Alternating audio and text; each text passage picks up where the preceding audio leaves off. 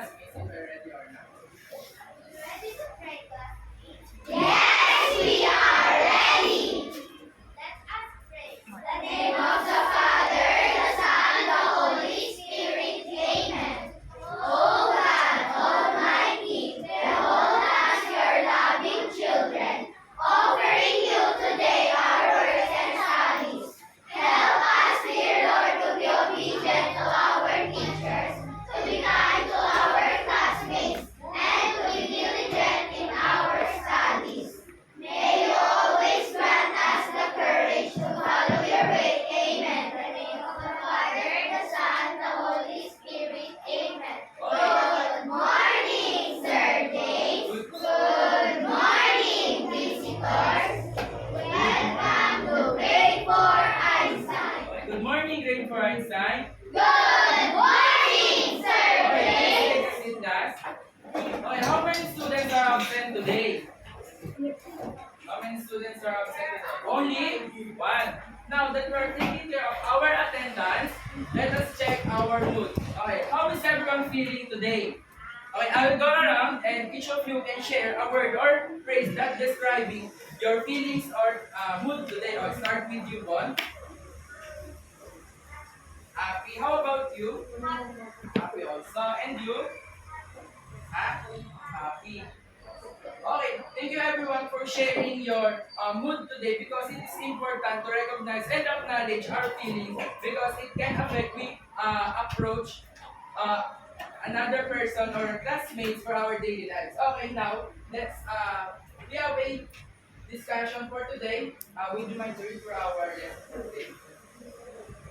Visualizing the volume of the solid using non-standard Using non-standard units. After the discussions, students should be able to, okay, let's read the first objective for our today. visualize the volume of solid figures in different situations using non-standard and standard units. Next, Demonstrate virtually with non-standard units to visualize volume. and that is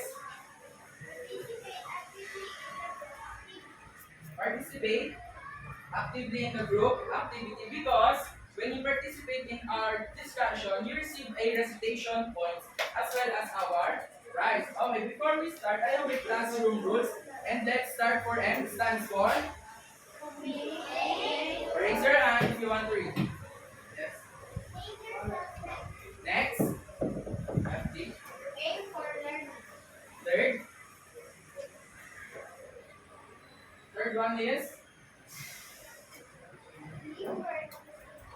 teamwork and last is Help and participate actively. help and participate actively. Okay, last time we have learned about the area of a rectangle and square. So what is the formula that we use when we find a formula of a square? Yes, Eunice. A equals to A times S. S times S. S times S or A squared. How about the formula that we use when we find a rectangle? A equals N times Length, length times width. So here's the formula that we use to define a square. And the formula for the rectangle is, again,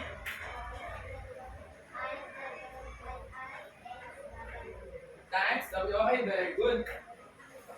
Okay, classwork. Now we are going to have a spelling drill. Get your drill boards and chalk first. I think all of you have a drill board and chalk, right? Yes. Okay, when I say the first word, you should write it to your drill boards. When I say boards up, you should stop writing and start up your drill boards or raise your drill boards. Did you understand, grade 4 Einstein? Okay. Okay, let's start for the spelling number 1. Spell the word volume.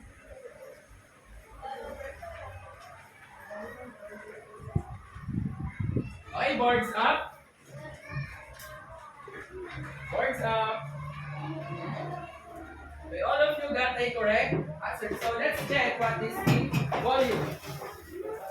Okay, get ready for our second word. Spell the word solid figure. Solid figure.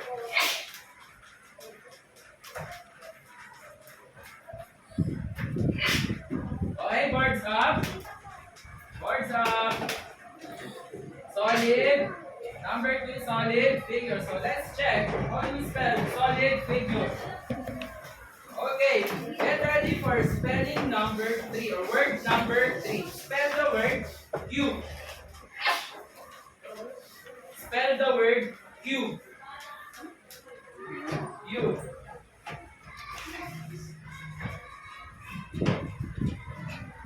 Okay, boards up. Okay, very good. You got the all correct answer. And second to the last is rectangular prism. Rectangular prism.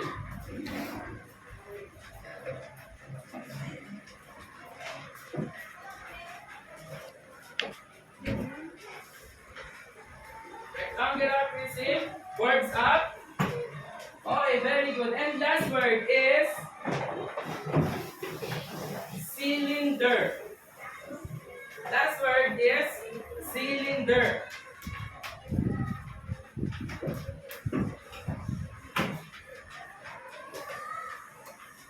Cylinder. Last word, cylinder. Boards up. Okay, very good. Give yourself 10 claps for participation for our spelling drill. Thank you. Okay, did you enjoy our spelling drill, class? Yes. Okay, now we have a Super Mario mystery box. Are you familiar with the video or video play game Super Mario? Okay, let's play the box. Okay, I have here the mystery box. I will play a song, and when the song starts, the student should pass this box.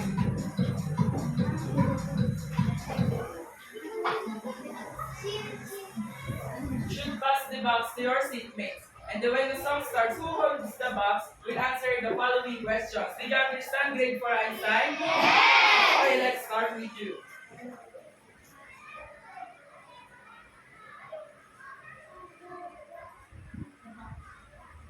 Oh, if you know the song, class, you can sing it too, okay?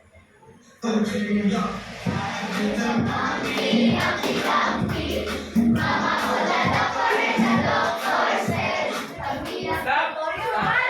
Okay, who holds the box? Okay, here's your question number 1.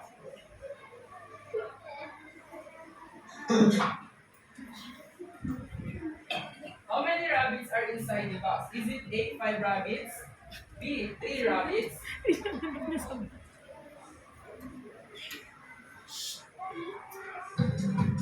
5, 4? Is it B? Okay, let's check.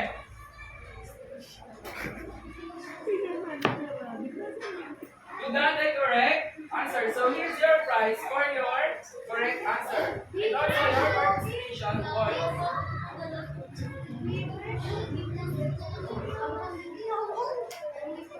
Okay, let's start.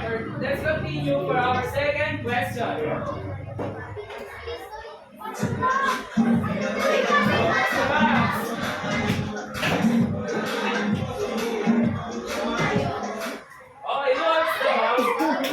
Okay, here's your question number 2. Okay, how many ping pong balls are inside the basket? 5, 4. What's your answer? What's your answer? 8? Okay, let's see if the answer is letter A. Okay, 26 ping pong balls. Okay, you receive our participation point. Okay, let's continue, class.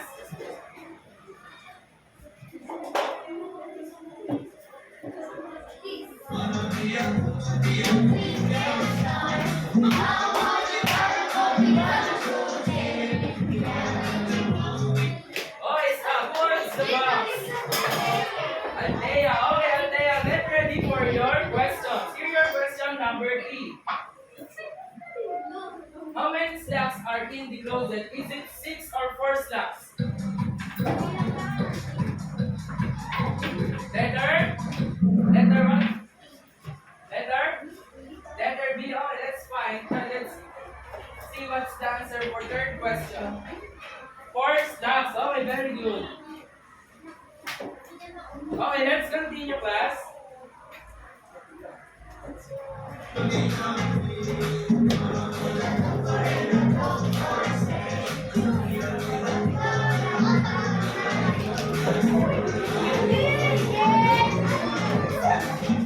Okay, stop. Okay, here's your fourth question. Get ready. How many chickens are in the cage? Is it 6 or 10 chickens? 5, 4. What's your answer? Letter A. Let's find out. 6 chickens. Okay, very good. Here's your prize. Okay, let's continue, class. Are you ready for final question? Yes. Okay, let's continue. I should press the box now.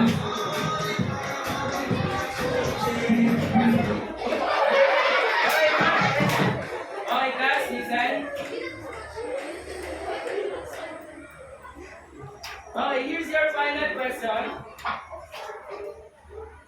How many eggs are in the set of trays? Is it 200 or 450? What's your answer? Letter? Is it letter A? Is it letter A?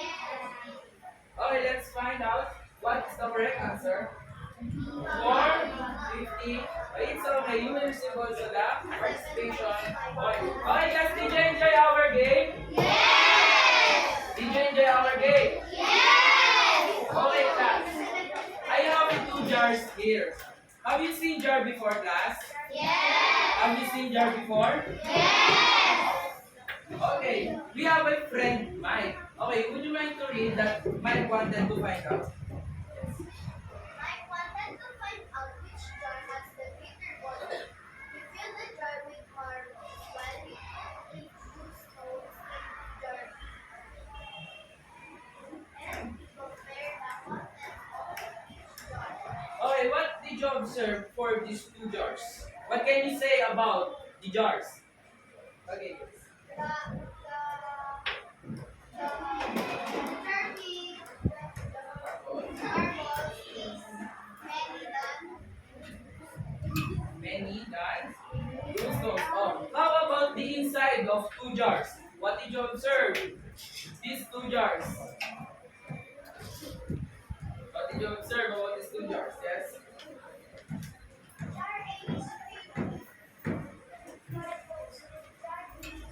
Five. Blue stones. So when we are talking about the how many marbles and how many blue stones, we're talking about the guess what? Counting or yes, good, nice. How about volume again? Say it to your class. Volume. We are talking about the volume of this solid figure. Okay, so first let's know what is the volume is. Okay, please read the meaning of a volume. Volume is the amount of space a solid figure occupies. Non-standard units can be used to measure volume. To measure the volume. For example, for this one is a contains of what? Contains of many, again, many marbles. Many marbles, and this jar is example for our. This jar is example for this jar. This jar example for solid. I already heard the answer. Is it? Raise your hand if you want to answer. Is this the solid figures that occupies by non-standard the solid figure? But first, or what is the object that we what is the object that we call that might use to fulfill or to know the measure of a volume for this jar? What do we call for this one? What do we call to the objects or units can be used to measure a volume? Yes, FT. Non-standard. Very good. So what is the non-standard units? Okay, please read the meaning of non-standard units. Yes, FT. Non-standard and accurate measurement of the volume of A container. Okay, class. For example, aside from marbles, we have a blue stones that represent as our non-standard. Non-standard what? Non-standard units. Okay, very good. They say that non-standard do not give a consistent and accurate, meaning they don't have a proper or standard. Any idea? Accurate, consistent, and accurate what? They do not have a measurement. Very good. For example, for this one, this is a non-standard unit. And when I put this in a cube, this was a contain of 24 blue stones for this figure. How about if we have a non-standard units? Do you think, class, that we have a standard units? Yes. How do you say that we have a standard units? When we're talking about a non-standard units, they don't have a give consistent and accurate. How about the standard units? Yes, FB. Give consistent.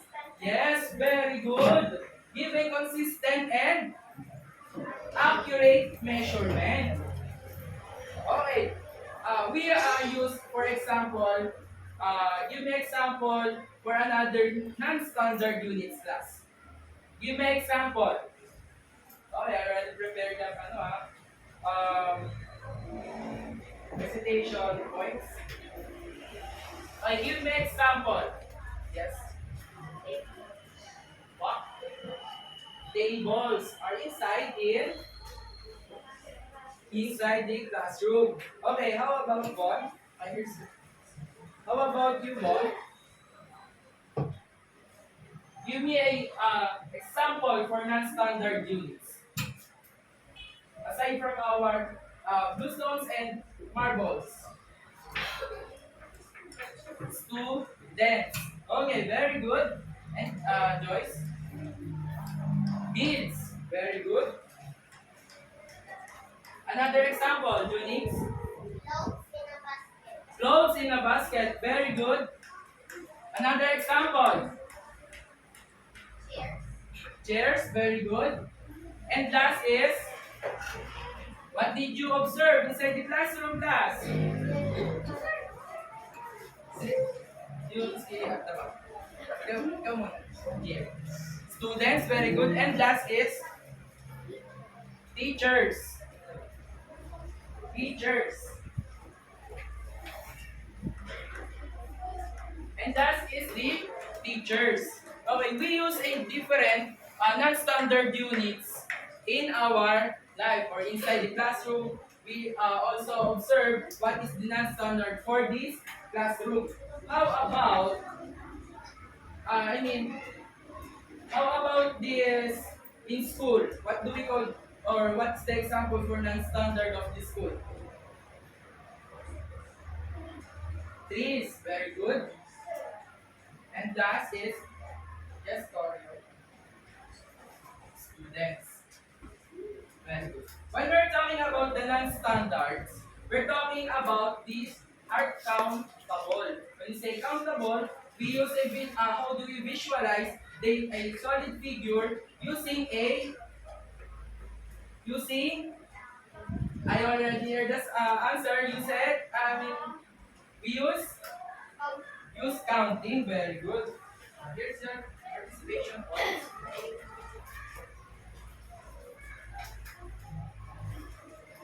By measuring the non-standard units, when we use a many objects or many standard units, we must need a many many what?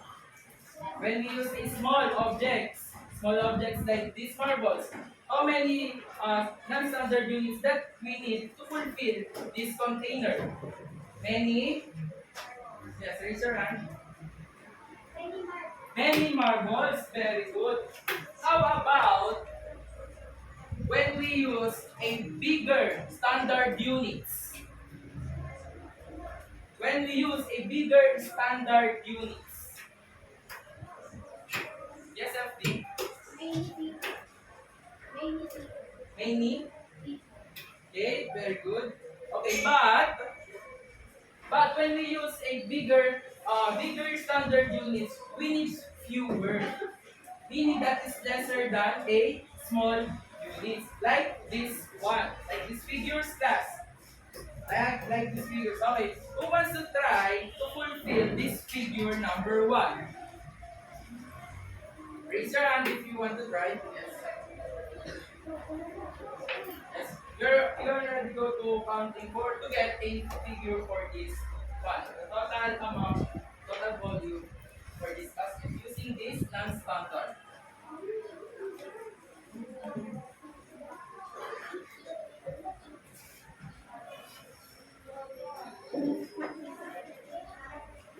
Okay, how about the figure number 2?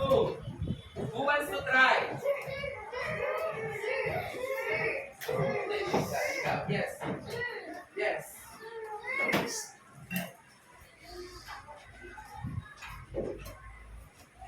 And figure number 3, raise your hand.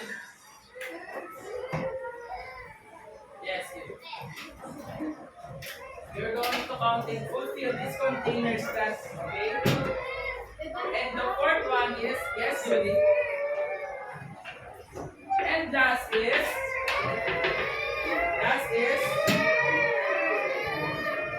sige, Mateo. Okay, yes.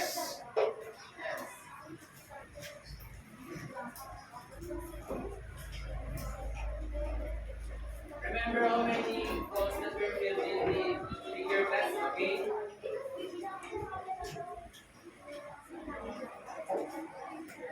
Wait, how many balls?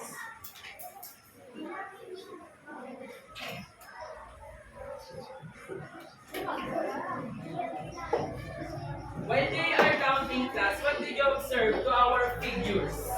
What did you observe? Our figures are different figures. Yes, here.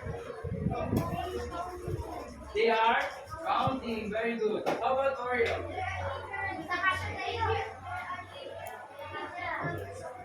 Different numbers of volumes. How about the solid figure? What did you observe? What did you observe, class? Solid figure, what did you observe? Yes, yes. Different types of size. Okay, very good.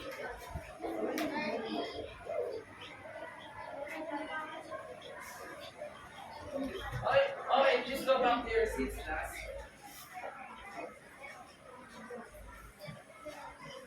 Okay, for this figure, how many balls that are filled in this figure? It's 3. Very good. How about this one? How many? How many? Who filled this figure? Who filled this figure? 28. 28. How about this one? How many? 32. Okay. How about the fourth figure? 14? Is it 14? Okay, how about last figure, guys? This question. 50 balls. Okay. What did you observe to the non-standards that we filled in a solid figure? What did you observe? What did you observe to the non-standards that we filled in our solid figure? It has a SFP volume. Aside from that, okay, very good. Smaller. Okay, they have a different what? Different volume. Different volume for these figures. Okay, class, before we proceed in our group activity, I have a rules that are given to you, class. So, okay, please read the first group activity. Yes. Second is their thoughts. And third, next, yes, use of voices. Next is participate actively. And that is stay with your group. While we are conducting or while we are doing our group activity, you should participate to your group. Okay, and our for rubrics for groupings on this is the first criteria. This one.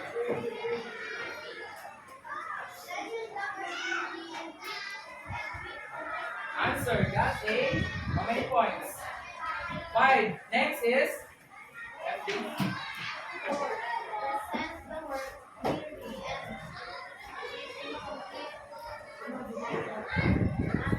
Answer with that how many points?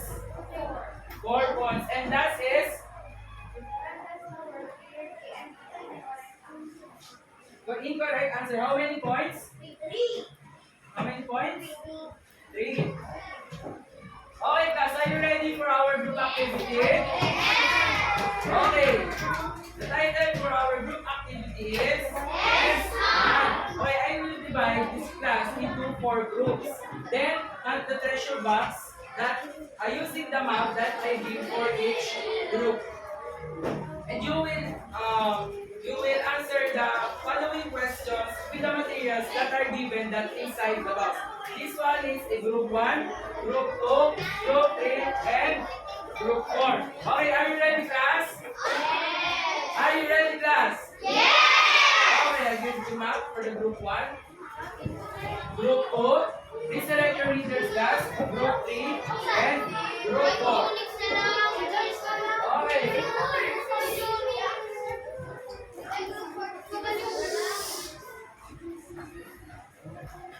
Are you ready, class? Okay, let's start. Go back to your groupings. Let's try from where is the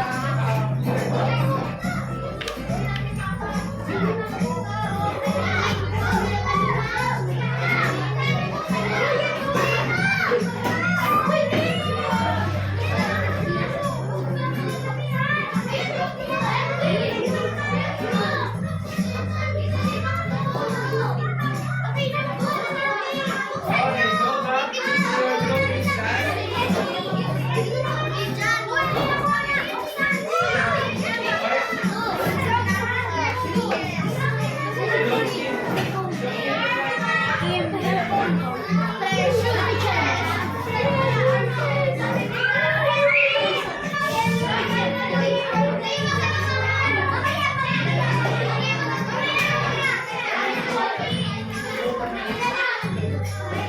you will answer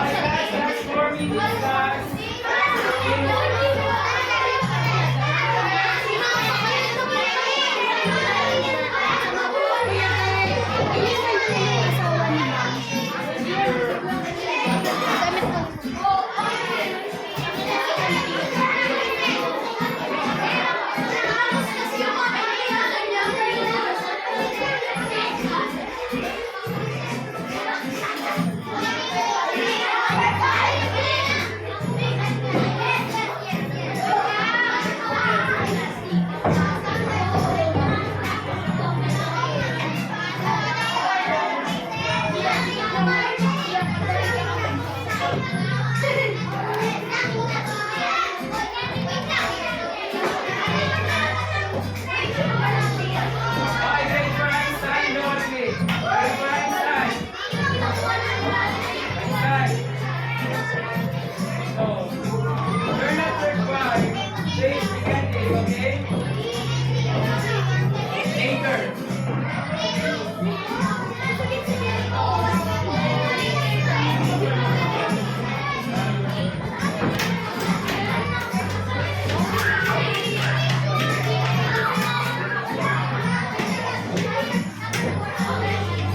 Okay, last 2 minutes and 20 seconds. Okay, go back to our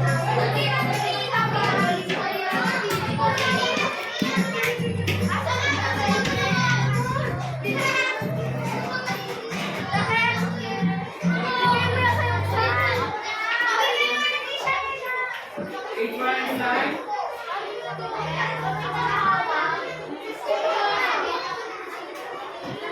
Eight minus nine, look at me.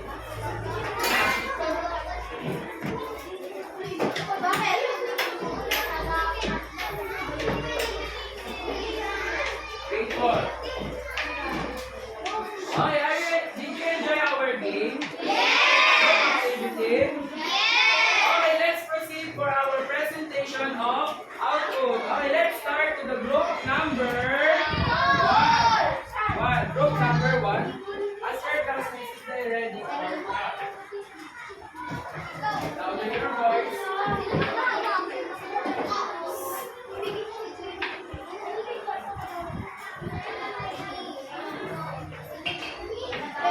Ask them if they're ready. I think they're not already ready.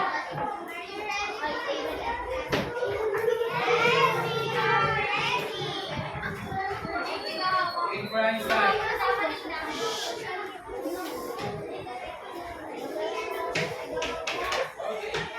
start.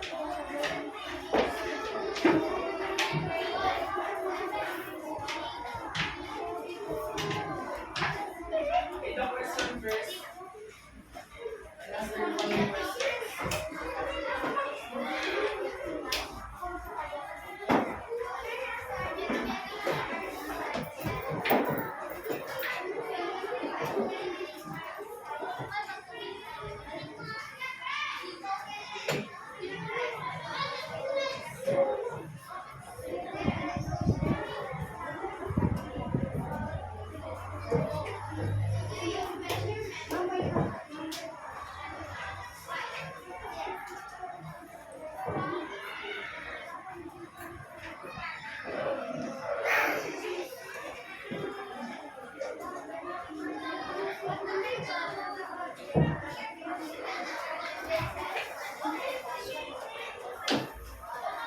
Okay, guys, give them 10 claps.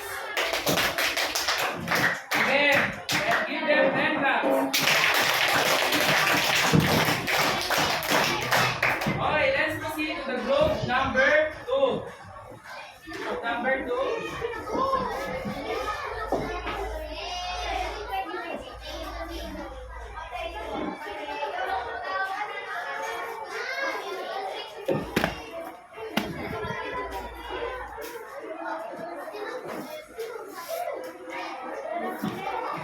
Okay, ask them if they're ready to listen. Yes, we are ready.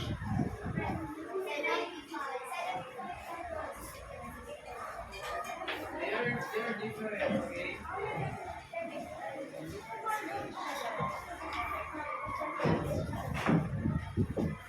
How many times during your preparation box contains what?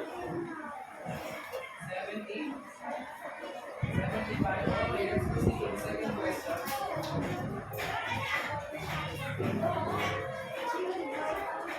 Why?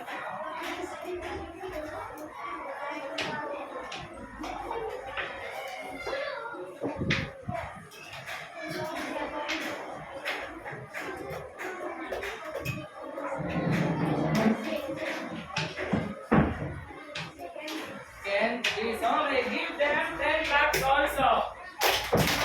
Again, 1, 2, 3, 4, 5, 6,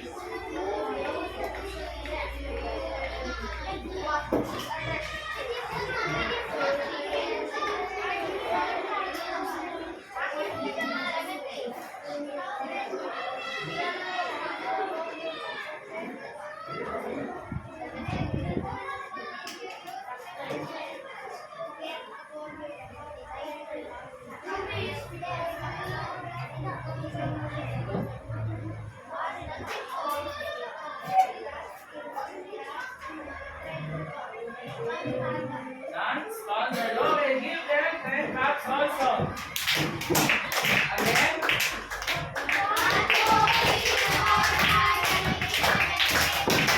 And that is our group number 4. Are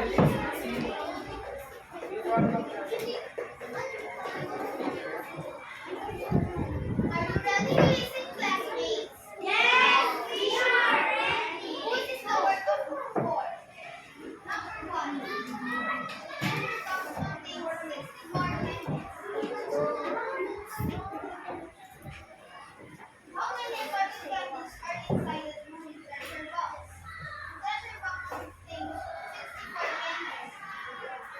Can you visualize the volume of the treasure box? Why counting? Did you measure hands to get the volume of a treasure box? Yes. One, two, and the volume. What do we call the volume of pencil? Candies are non-standard units. Okay, very good. Give them 10 claps also. Again. Okay.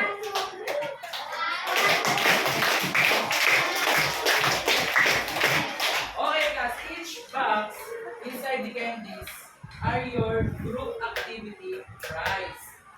Yes. Yes, each box inside this treasure box are your prizes. But first, class, I have a question for you. Are you ready to listen, class? Yes, we are. Okay, here's a question for you. Okay, this is our question number 4.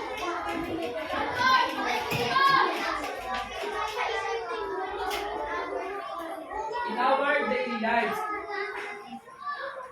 Next time. Are you ready to listen? Okay, let's proceed. What is the importance of knowing the concept of volume in our daily lives? Yes, Bon?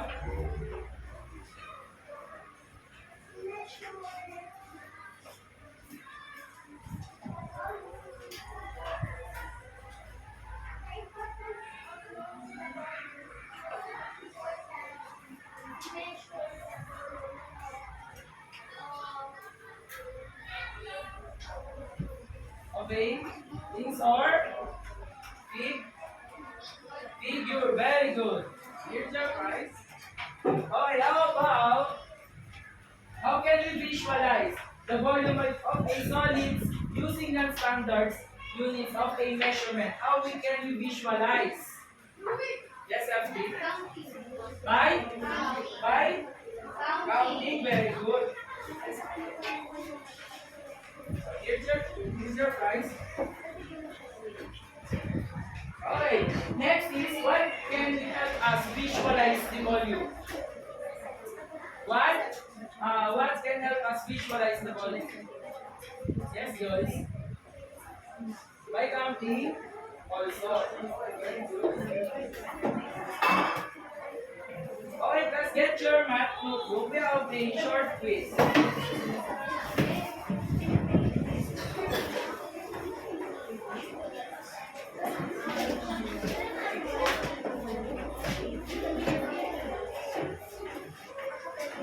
Okay, class, eyes on me. Are you ready to listen, class? Okay, here's the direction, class. Would you mind to read our direction? Yes, Emery.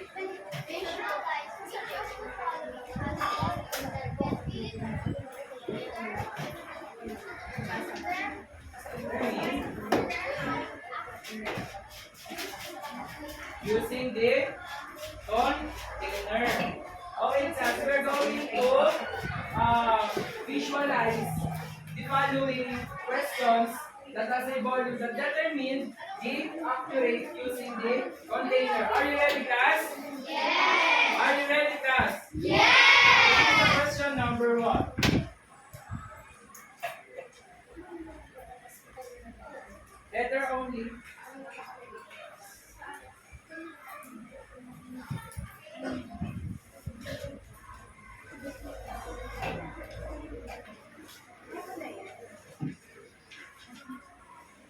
Letter only.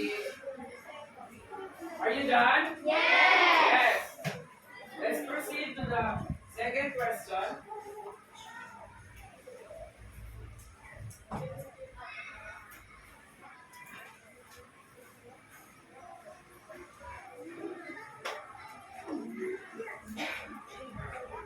Are you done? Yes. Are you done? Yes. Okay, let's proceed to the question number 3. What number three? I'm sorry.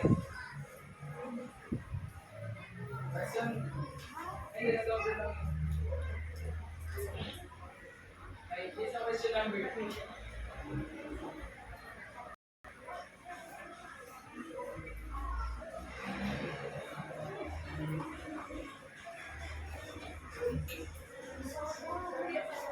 Are you done, class? Okay, here's your question number 4. Are you done? Yes. And that question is,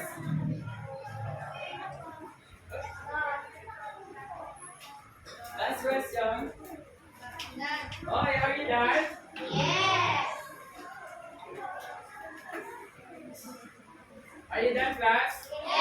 Okay, exchange your paper to your seatmates. Write corrected by and date today.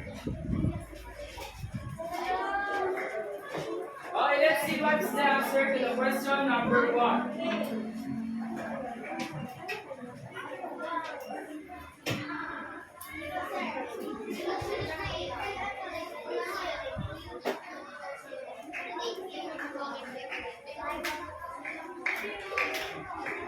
Okay, who got 5? Who got 5? Wow. Who got a? How about 4? 3? Okay. Here's your additional task, class. Write it to your math notebook.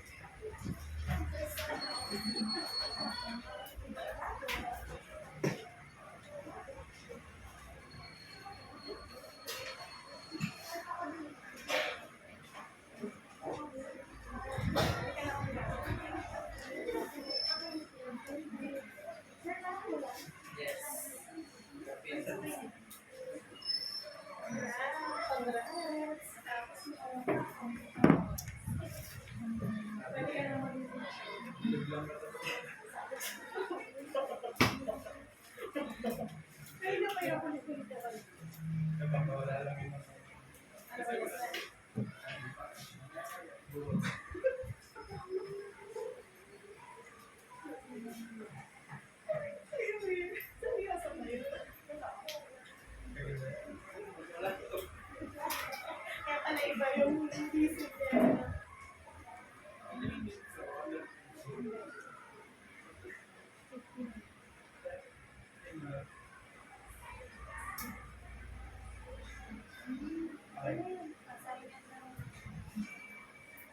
Okay, kids, kindly close the windows and then pakipatayin dapat patayin. Goodbye, Grade 4 Einstein. Goodbye, sir.